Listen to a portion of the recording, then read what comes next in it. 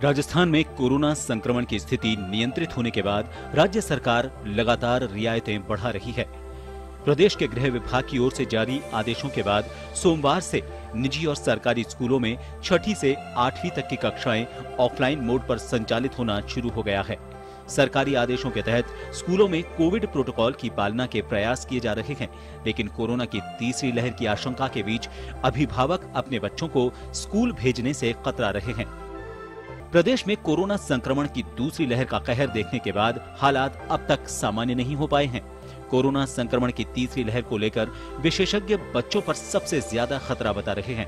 अभी तक छोटे बच्चों के लिए वैक्सीनेशन का काम शुरू नहीं हुआ है। बिना वैक्सीन बच्चों की कोरोना से सुरक्षा को लेकर सवाल भी खड़े हो रहे हैं। अभिभावकों का मानना है कि निजी स्कूल संचालकों के दबाव के चलते राजस्थान सरकार ने जल्दबाजी में ये फैसला लिया, क्योंकि स्कूलों में बच्चों की सुरक्षा को लेकर संसाधन नहीं है। ऐसे में आखिर छोटे बच्चों की जान से खिलवाड़ क्यों किया जा रहा है? देश में कोरोना की दूसरी लहर मंद पड़ गई है, लेकिन तीसरी लहर की आशंका भी सता रही है। एक्सपर्ट्स तो ये भी कह रहे हैं कि कोरोना की तीसरी लहर आएगी, जरूर आएगी, बस उसकी टाइमिंग के बारे में अभी कुछ भी निश्चित तौर पर नहीं कहा जा सकता। हायर सीरो प्रिविलेंस एक शुभ संकेत जरूर है, लेकिन जिस तरह वायरस के नए वेरिएंट ठीक हो चुके लोगों को वैक्सीन लगवा चुके लोगों को भी अपनी चपेट में ले रहे हैं, ऐसे में अभिभावक राज्य सरकार की ओर से प्राइमरी और जूनियर स्कूल खोलने पर सवाल खड़े कर रहे हैं। ब्यूरो रिपोर्ट, जन टीवी, जयपुर।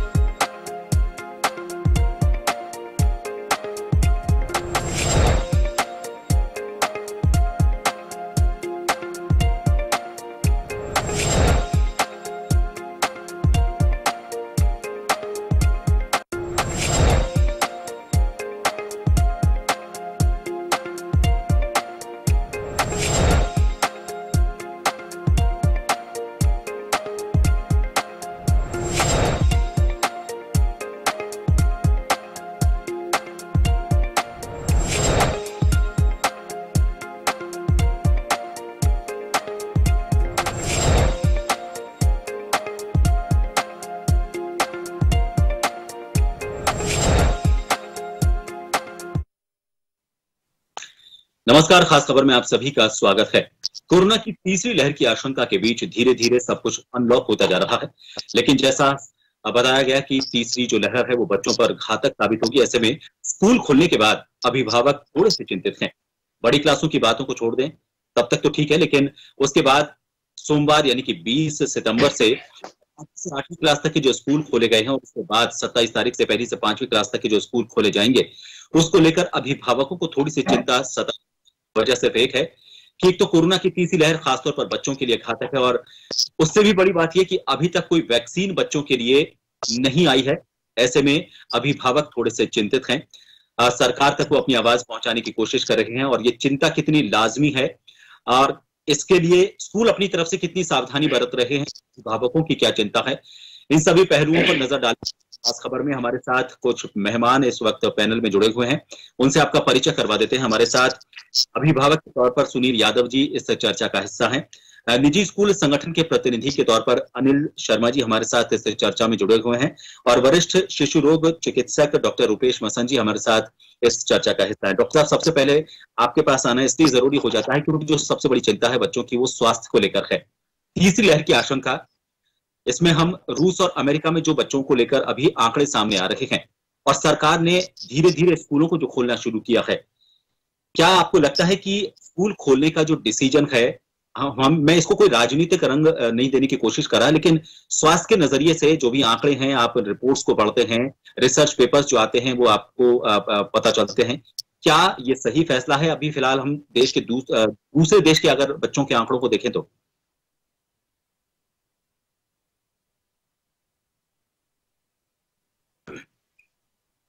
डॉक्टर साहब, आपकी आवाज हम तक नहीं पहुंच पा रही है।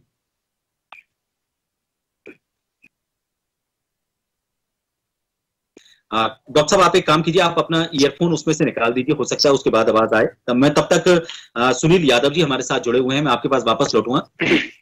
क्या लगता है आपको, अभिभावकों की जो परेशानी है, किस तरह की परेशानी है और क्या आपको उसका कोई हल होता हुआ नजर आ रहा है? देखिए सर, अभिभावकों की जो परेशानी है वो थोड़ी अलग टाइप की परेशानी है। ये बीमारी जब पिछले साल पहली बार ये बीमारी जब आई थी तो किसी को भी नहीं पता था कि इस बीमारी का क्या इलाज होगा, ये बीमारी कहाँ तक जाएगी। लेकिन अब हम अगर यूरोप कंट्रीज को और इंडिया को कंपेयर करते हैं तो पहले ये बीमारी वहां पे आई थी और उसके 3-4 महीने बाद ये बीमारी यहाँ पे आई थी। आज अगर आप देख रहे हो, आज का भी माननीय मुख्यमंत्री महोदय का ट्वीट आप देख सकते हैं या आज के सारे न्यूज़पेपर्स में आप देख सकते हैं कि अमेरिका के बाद में ब्रिटेन में भी हर 37 में से एक बच्चा कोरोना पॉजिटिव हो रहा है, जो जिन जिन क्षेत्रों में स्कूल ओपन हुए हैं। तो हम क्या तीसरी लहर को न्योता ही देना चाह रहे हैं? क्या हम क्या उसको इनवाइट करना चाह रहे हैं कि वो हमारे दरवाजे के बाहर खड़ी है, मैं दरवाजा खोल रहा हूँ कि आओ तुम अंदर आ जाओ? क्योंकि अभी तक, अच्छा दूसरी बात है कि अभी तक कोई बच्चों का वैक्सीनेशन भी नहीं आया है। सबसे बड़ी बात एक और है कि अगर पेरेंट को उसका बच्चे को अगर वो भेजना नहीं चाह रहा है, और इसका सबसे बड़ा ये है कि जब सरकार ने 9वीं से 12वीं की स्कूल जब खोले, और अभी अनिल जी भी हमारे साथ में, अनिल जी भी डेटा अच्छे से बता देंगे, अगर आप 9वीं से 12वीं तक स्कूल की स्ट्रेंथ की बात करते हो तो मुझे नहीं लगता 20% से ज्यादा स्ट्रेंथ कहीं पे भी आ रही है। इट मीन्स पेरेंट भेजना चाह ही नहीं रहा, मतलब आपको साफ साफ पता चल रहा है कि पेरेंट भेजना नहीं चाह रहा है, वो अभी अपने बच्चे पे रिस्क नहीं ले सकता। देखिए मेरा बच्चा 1 साल चाहे लेट हो जाएगा, उससे क्या फर्क पड़ेगा। यही वो स्कूल वाले हैं जो बोल रहे थे कि हम ऑनलाइन क्लासेज में उतना ही अच्छा पढ़ा रहे हैं जितना हम फिजिकल में पढ़ाते थे, क्योंकि इन्होंने हमसे उतनी फीस मांगी है, ये लोग कभी फीस कम नहीं करते थे। दूसरी बात, सरकार ये जो निजी स्कूल से इनकी तरफदारी करते हुए, इनका पक्ष लेते हुए स्कूल खोलने में जितनी जल्दबाजी कर रही है, हम अभिभावक 3 मई 2021 को जो सुप्रीम कोर्ट का आदेश आया था उसके बाद में सरकार से हमने अलग अलग तरीके से हमने गुहार लगाई है, हमने निवेदन किया है कि फी एक्ट 2016 को लागू किया जाए, फीस फी एक्ट के अनुसार ली जाए। लेकिन सरकार अभिभावक को राहत देने वाली बात की तरफ तो ध्यान नहीं दे रही है और निजी स्कूल्स की तरफ ध्यान दे रही है कि स्कूल आप खोल दिए जाए। भाई मैं मेरे बच्चों को नहीं भेजना चाह रहा, और आप दूसरी बताए क्या आपके पास अमेरिका और ब्रिटेन से अच्छे रिसोर्सेज हैं क्या? आज भी अगर भारत में कितने बच्चे हैं, हमारे पास तो ये कैलकुलेशन भी नहीं होगी कि हमारे पास बच्चे कितने हैं, बच्चों के हॉस्पिटल्स कितने हैं, उन बच्चों के हॉस्पिटल्स में हमारे पास आईसीयूज कितने हैं, क्योंकि हम पहले होमवर्क पहले से तैयार नहीं करते हैं। हम तो इंतजार करते हैं कि कोई भी समस्या आएगी और जिस दिन समस्या आएगी उस दिन से हम खोजने लगेंगे। क्या अमेरिका ब्रिटेन से आगे है क्या भारत? लेकिन सोचना चाहिए सरकार को। जी सुनील जी, मैं आपके पास लौटूंगा। डॉक्टर साहब के पास एक बार जाना जरूरी है, तकनीकी खामी की वजह से पहले उनकी आवाज नहीं आ रही थी। डॉक्टर साहब, मेरा जो सवाल था आपसे ये था, जो भी देश भर के जो आंकड़े हैं, चाहे हम केरल की तरफ देखें या फिर महाराष्ट्र की तरफ, और देश से बाहर अगर हम रूस और अमेरिका की तरफ अगर देखते हैं, तो बच्चों के आंकड़े धीरे धीरे बढ़ते हुए नजर आ रहे हैं। और जैसा सुनील जी ने अभी बताया भी कि 3 से 4 महीने का जो गैप था, वो गैप हमारे बीच में होता है। तो क्या अभी भी खतरा बना हुआ है? स्कूल खोलने का फैसला सही कहा जाए?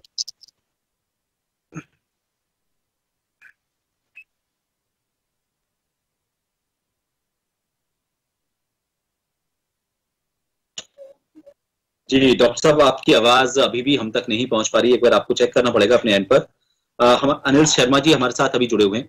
अनिल जी, ये बात तो सही है कि बच्चों को लेकर जो अभिभावकों की चिंता है उससे आप भी इनकार नहीं कर सकते, क्योंकि वैक्सीन सबसे बड़ी जो चिंता यह है, अगर वैक्सीन उनके लिए आ चुकी होती मार्केट में तो थोड़े से संतुष्ट होते और उनको थोड़ी सी चिंता कम होती। लेकिन वैक्सीन नहीं होने के बावजूद स्कूल का खोला जाना, आपको लगता है कि अगर अभिभावकों की चिंता है तो वो?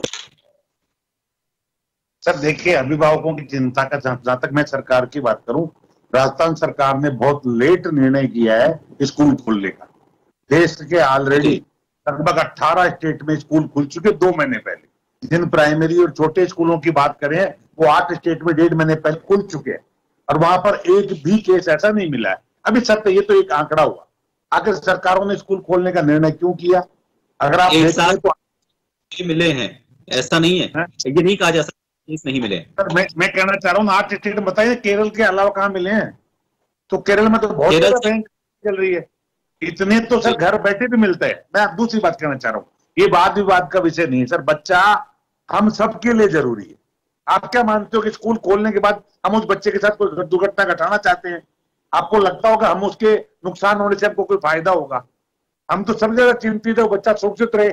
आप हमारा रोजगार समझ लीजिए, उसकी शिक्षा समझ लीजिए, वॉटेवर में भी दे, हर आदमी का अगला एंगल है, पर बच्चे की सुरक्षा हम भी चाहते हैं। अब यहाँ अगर सरकार को निर्णय क्यों करना पड़ा? एक तरफ ये कह सकते हैं कि हमारे दबाव में, ऐसा कुछ नहीं है। देखिए 2 चीज है इस भारत में, 2 भारत है। एक बच्चा है जो ऑनलाइन एजुकेशन ले रहा है, एक स्कूल है जो ऑनलाइन एजुकेशन दे रहा है। पर 2 स्कूल ऐसे भी है जो न तो ऑनलाइन एजुकेशन दे पा रहे हैं और ना बच्चा ले पा रहा है। ऐसी कंडीशंस में सर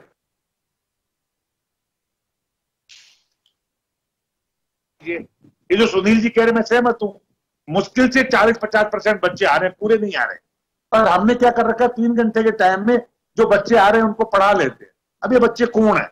एक बच्चा है जो इंटेलिजेंट है, जो घर पे ऑनलाइन से पढ़ के सेटिस्फाई हो लेता है, पेरेंट्स का घर में माहौल है। पर एक बच्चा ऐसा है जिसके पास न संसाधन है न पेरेंट्स का माहौल है और वो इंटरेक्शन से जितना बेटर समझ पाता है वो ऑनलाइन से नहीं समझ पाता। तो ये जो विकल्प खुला है ये दोनों के लिए बेटर है। मैं कुछ बच्चों से आज बात कर रहा था गेट पे खड़ा खड़ा कि बेटा आपको कैसा फील हो रहा है? आप ताजुब करके बच्ची लड़की थी वो खुश होके कर रही थी, सर आई एम एंजॉइंग। मैं कहा बेटा कैसे एंजॉय कर रहे हो? बोले घर में बैठे बैठे बोर हो चुके थे। Such type of students are also there. Parents भी हैं जो कह रहे थे खोलो, पेरेंट्स ऐसे भी हैं जो कह रहे मत खोलो। ये दोनों है। तो जहां तक मैं समझता हूं हमें करना क्या चाहिए सुनील जी को और हमको, इस बच्चे की सावधानी पे जितना हो सके हम दोनों मिलकर काम करें। स्कूल में हम सावधानी बरतें, घर पे इनको लगे गड़बड़ है तो नहीं भेजें, क्योंकि देखिए एजुकेशन भी का जीवन भी जरूरी है। मैं तो ये चाहूंगा परमपिता परमेश्वर इस पूरे कोरोना काल को खत्म करे ताकि हमारे बच्चे एजुकेशन से आ सके। मैं एक और फैक्ट आपको बताना चाहूंगा दर्शकों को। पिछले 18 महीने से छोटे स्कूल बंद थे। बड़े स्कूलों के बच्चे आए तो आप ताज्जुब करेंगे सर, उन बच्चों को पढ़ने की आदत भी बंद हो चुकी है। अगर उनको एक कॉपी पेपर एग्जाम करने के लिए दिया गया, अब वंडर घर में देखेगा, वो बच्चा करना ही नहीं चाहता, वो बहाने बनाने लग गया है। दुर्भाग्य से अगर ये स्थिति बड़ी हुई तो सब बच्चे का बहुत बड़ा लॉस होगा सर। यूनिसेफ की एक रिपोर्ट आई है थोड़े दिन पहले, वो कह रहा है 1 महीना बच्चा एजुकेशन से दूर रहता है तो 2 महीने का लर्निंग गैप आता है। सर 18 महीने में 36 महीने का 3 साल का लर्निंग गैप आ चुका बच्चे के जीवन के लिए। ये भी जरूरी है। तो एक मिक्स का रास्ता हो और स्कूल में सावधानी बरत रही है। हम डर रहे हैं सर, हम इनसे ज्यादा डर रहे हैं कि भगवान के तहत कोई गलती नहीं हो जाए और बंद हो जाए, लेने के देने पड़ जाए। हमारा रोजगार भी है सर। अनिल जी वापस आता हूं मैं आपके पास, एक बार डॉक्टर साहब के पास वापस जुड़ने की कोशिश करते हैं। डॉक्टर साहब सुन पा रहे हैं मुझे?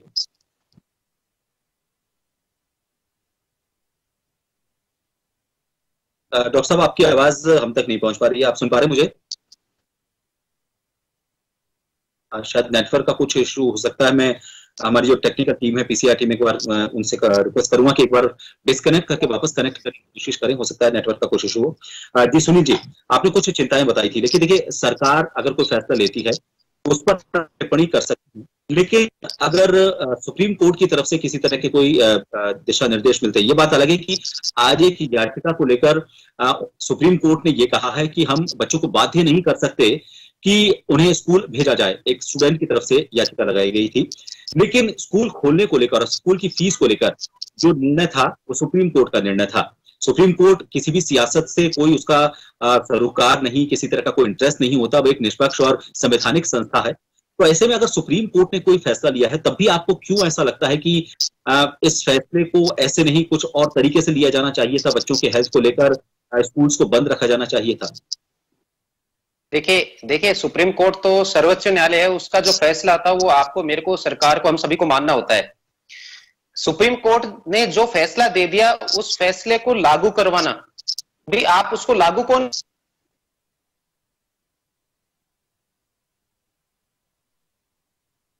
करवाना है? अब 3 मई को जो सुप्रीम कोर्ट का फैसला आया था, वो सुप्रीम कोर्ट का फैसला ये आया था कि जो 19-20 की फीस थी उसका 85% लेना था, लेकिन अगर वो फीस फी एक्ट 2016 के अकॉर्डिंग डिटरमाइन की गई थी। राज्य सरकार से हम ये पूछना चाह रहे हैं आपके चैनल के माध्यम से भी, आप भी प्लीज हमारी आवाज, हमारी पीड़ा वहां तक पहुंचाइए कि किसी भी स्कूल ने, मुझे नहीं हो सकता है 5 से 10% कुछ स्कूल्स हो, अनिल जी बैठे, अनिल जी भी इस बात को मान लेंगे कि 5 से 10% को छोड़ के बड़े बड़े जो स्कूल्स हैं, जयपुर शहर के जो स्कूल्स हैं, सिटीज के जो हर बड़े सिटी के स्कूल्स हैं, उन्होंने कभी भी फी एक्ट 2016 की गाइडलाइंस की पालना नहीं की है, अपनी मनमर्जी से फीस बढ़ाते रहे।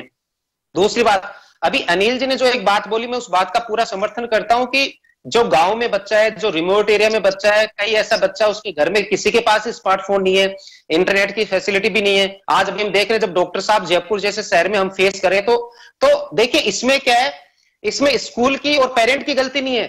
राज्य सरकार और केंद्र सरकार पिछले 1.5 साल से, कि हम वैसे तो बड़े बड़े रिसोर्सेज की, बड़े बड़े IITs की, बड़े बड़े IIM चला रहे हैं, क्या पिछले 1.5 साल से हम ऐसे रिसोर्सेज, हमारे मंत्री, विधायक, MLA, हमारे पार्षद, ये सब लोग कहां थे? इनको शुरू के 1-2 महीने में पता चल गया था कि 1 साल तक तो एटलीस्ट कम, दूसरी लहर नहीं आई थी तो भी 1 साल तक, पहली लहर के समय पता चल गया था कि 1 साल तक ऐसी स्थिति रहने वाली है। क्यों नहीं आपने रिसोर्सेज, क्या इतनी चीजें भी नहीं? आज हम अपने आप को कहां, हम कभी तो हम बात करते हैं कि हम देश में ये ला रहे हैं, वो ला रहे हैं, लेकिन आज भी हमारे गांव का बच्चा या कहीं जयपुर शहर का बच्चा, बहुत से बच्चों के पास आज नेटवर्क नहीं है, इंटरनेट की फैसिलिटी नहीं है। आज चुनाव में भी तो रैलियां की जाती है, बड़ी स्क्रीन लगा के संबोधन किया जाता है, क्यों नहीं बड़ी स्क्रीन लगा के ये व्यवस्था की गई?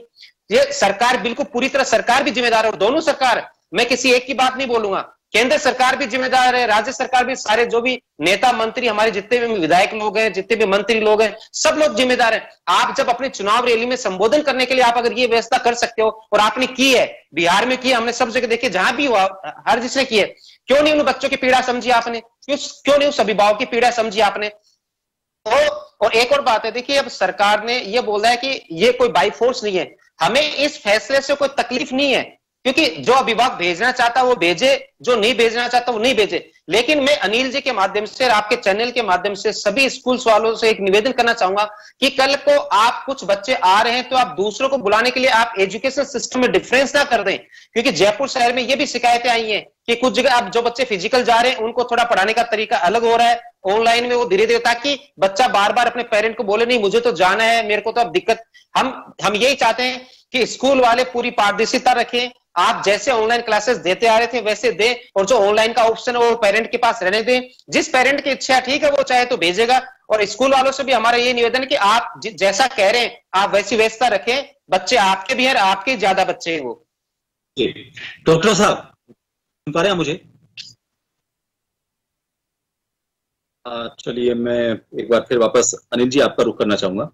अनिल जी ये बात सही है ताकि जो बच्चे हैं वो कम संख्या में आ रहे हैं, ये भी आप इस बात को मानते हैं, और जो चिंता है वो भी लाजमी है, लेकिन स्कूल खोलने का निर्णय सरकार की तरफ से देरी से हुआ, ये भी अपने आप में बात सही हो सकती है। लेकिन अब मैं आज के हालात की बात करूं, हमारे पास उदाहरण है, यूरोपियन कंट्रीज में जो कोरोना की लहर आई उसके कुछ समय बाद भारत में वो कोरोना की लहर आई, और फिलहाल जो हालात अभी देखने को मिल रहे हैं दूसरे देशों में, अब बच्चों को लेकर सबसे ज्यादा आंकड़े सामने आ रहे हैं। तो नहीं लगता आपको कि अभी एक ऐसा भी फैसला लिया जा सकता है, स्कूल खोल दिए गलत नहीं है, लेकिन कुछ समय के लिए वापस उन स्कूलों को बंद किया जा सकता है, अगर हमें संकेत से मिल गया है दूसरे देशों के? दो चीजें समझिए, आपकी बात में सहमत हूं। क्या होगा सर, जैसे ही अगर कुछ गड़बड़ होगी तो बंद करने में कितनी देर लगती है? 5 मिनट का समय लगता है, एक मैसेज जारी होता है, बंद हो जाती है। सवाल दूसरा है, यहाँ ये सवाल नहीं था क्यों खोला जाए। जब ऑनलाइन एजुकेशन जारी है तो सरकार को तो तकलीफ ही नहीं है, ना सरकार को कोई रेवेन्यू जनरेट होता है। सवाल क्या था, कुछ ऐसे बच्चे जो गांव में हैं जिनके पास संसाधन नहीं है, उस बच्चे का ध्यान रखना भी सरकार की जिम्मेदारी थी, उसके पास संसाधन नहीं थे। अब आपकी मैं बात करूं कि विदेशों में, जहां तक मैं समझ पा रहा हूं, भारत की संस्कृति, हमारी रहन सहन या हमारी ह्यूमैनिटी वगैरह में भारत विदेश की में अंतर है। इस म्यूटेंट को रियली तो यह है कि ना डॉक्टर साहब समझ पा रहे हैं, हम तो क्या खाक समझेंगे। डॉक्टर हेलो, आप देखिए 3 डॉक्टर कुछ और कह रहे हैं, एक डॉक्टर कुछ और कह रहा है, ICM है कुछ। अनिल जी मैं लौटूंगा आपके पास, मेरे ख्याल से डॉक्टर साहब की आवाज हम तक पहुंच पा रही है। डॉक्टर साहब सुन पा रहे हैं मुझे? हेलो जी डॉक्टर साहब, उसके पास जी, आप बताएं क्या ये जो फैसला है फिलहाल दूसरे देशों के आंकड़ों को मद्देनजर रखते हुए आपको सही लगता है? देखिए, ऐसा है, ये वास्तव में एक चिंता का विषय है। जो भी है, मैंने दोनों वक्ताओं को बहुत अच्छी तरह से सुना है, और जहां तक मेरी राय का सवाल है, मैं ये कहता हूं कि देखिए, यहाँ पर हमारे को दोनों तरह की हमें शिक्षा प्रणाली अपनानी पड़ेगी, एक ऑनलाइन और एक ऑफलाइन। देखिए, जो पेरेंट्स भेज सकते हैं, जो कंसेंट दे सकते हैं, वो social distancing, SMS, mask, social distancing और सेफ्टी, जो भी मतलब अपने हाथों को साफ रखना, ये सब बच्चों को सिखा करके, और स्कूलों को भी थोड़ा ध्यान रखना पड़ेगा, डिस्टेंस मेंटेन करके रखना पड़ेगा स्कूलों के अंदर। और जो बच्चे आ सकते हैं, देखिए, ये अल्टीमेटली सरकार ने पेरेंट्स के लिए ये रखा है कि वो कंसेंट दें कि वो अपने बच्चों को भेज सकते हैं कि नहीं भेज सकते। तो अगर वो भेजना चाहें तो ठीक है, हम ऐसे बच्चों के साथ हम क्लास रख सकते हैं, but at the same time natural है, उसमें वो बच्चे शामिल होंगे जिनके पास में रिसोर्स कंस्ट्रेंट्स हैं, जहां पर उनको ऑलरेडी, जैसा मेरे मतलब वक्ताओं ने जरूर ये कहा कि 500 दिन की पढ़ाई मिस हो चुकी है बच्चों की, और ये जो है, ये बहुत बड़ा इम्पोर्टेंट ये प्रॉब्लम है सभी बच्चों के लिए। तो मेरा ये मानना है कि जो बच्चे जिनके पास रिसोर्स की प्रॉब्लम है, जो ऑनलाइन नहीं पढ़ सकते हैं, वो स्कूल में आकर के वो शिक्षा ग्रहण करें, और जो ऑनलाइन ले सकते हैं वो भले ही घर में रह करके पढ़ाई कर सकते हैं। तो कहने का मतलब, स्कूलों को ही थोड़ा इंतजाम करने पड़ेंगे बच्चों को शिक्षित करने के लिए अंडर द गिवन सर्कमस्टांसेस। बाकी देखिए, थर्ड वेव की जहां तक पॉसिबिलिटी का सवाल है, देखिए, म्यू वेरिएंट, आज एक म्यू वेरिएंट के बारे में पढ़ा कि भाई वो म्यू वेरिएंट काफी देशों में फैल रहा है। तो ऐसी स्थिति के अंदर मैं समझता हूँ सावधानियां तो देखिए हमें बनाए रखनी पड़ेंगी, पेंडेमिक अभी पूरा नहीं हुआ है। जी, मेरा कोर क्वेश्चन डॉक्टर साहब आपसे, कोर क्वेश्चन, क्या अभी फिलहाल बच्चों को खतरा कहा जा सकता है या नहीं कहा जा सकता? देखिए, बच्चों को खतरा है, इसलिए फॉर दैट वेरी रीजन कि यूएस और रशिया जैसे देशों में भी बच्चों को लेकर के केसेस आए हैं, केसेस एडमिट हुए हैं। तो इसलिए मैं इस बात से पूरी तरीके से मैं ये नहीं कह सकता कि भाई बच्चों को खतरा नहीं है। बच्चों को खतरा है क्योंकि वो अनवैक्सीनेटेड हैं। आज 18 साल तक से ऊपर के जो हमारी जो पॉपुलेशन है, जो जनसंख्या है, उसके लिए वैक्सीन अवेलेबल है। 12 से 18 वर्ष के बच्चों के लिए भी जल्द ही उपलब्ध हो जाएगी अक्टूबर के एंड में। तो मैं ये महसूस करता हूं कि for the time being definitely एक रिस्क फैक्टर तो है। चलिए, समय, हालांकि आपसे मेरे कई सवाल थे लेकिन समय बहुत कम, तकनीकी खामी की वजह से आपकी आवाज हम तक नहीं पहुंच पाई थी। लेकिन आप तीनों ने जो बात कही उसका लबोलुबाव यही निकल कर आता है कि जब तक वैक्सीन नहीं है तब तक सावधानी बेहद जरूरी है। सरकार को अपने स्तर पर यह काम करना होगा कि वैक्सीन बच्चों के लिए जल्दी से जल्दी कैसे आए और उस वैक्सीनेशन ड्राइव को जल्दी से जल्दी पूरा कैसे किया जाए, क्योंकि बच्चों को वैक्सीन को उन तक पहुंचाना, बच्चों को सुरक्षित रखना ये जरूरी है। थर्ड वेव से हम मुकाबला करने के लिए पहले से बच्चों को कैसे तैयार करें, ये सरकार की तरफ से कोशिश होनी चाहिए। स्कूल की तरफ से ये कोशिश होनी चाहिए कि वो बच्चों के लिए जो भी कोविड प्रोटोकॉल है उसकी पूरी तरह से पालना उनको करवाएं। और साथ ही जो अभिभावकों की चिंता है, जो बच्चों को भेजना चाहते हैं, उनके लिए ऑफलाइन का भी और ऑनलाइन का भी, दोनों का ऑप्शन उनके पास होना चाहिए। उसमें किसी तरह का कोई भेदभाव नहीं होना, क्योंकि कुल मिलाकर हम एक महामारी से मुकाबला कर रहे हैं जिसमें सिर्फ पेरेंट के तौर पर बनकर ही मुकाबला नहीं किया जा सकता। हर एक स्कूल चलाने वाला भी खुद भी एक पेरेंट है। सरकार जो है, सरकार के जो नुमाइंदे हैं वो भी खुद एक पेरेंट हैं। तो जब बच्चों की तरफ वो देखते हैं तो उनकी चिंता अभिभावक के तौर पर लाजमी हो जाती है। तो उन बच्चों की सेहत की चिंता करते हुए सभी को मिलजुल कर कोई एक ऐसा फैसला लेना चाहिए ताकि आने वाली पीढ़ी आने वाली चुनौती का सही तरीके से सामना कर सके। बहुत बहुत शुक्रिया आप सभी मेहमानों को हमसे जुड़ने के लिए। खास खबर में इतना ही, दीजिए इजाजत, नमस्कार।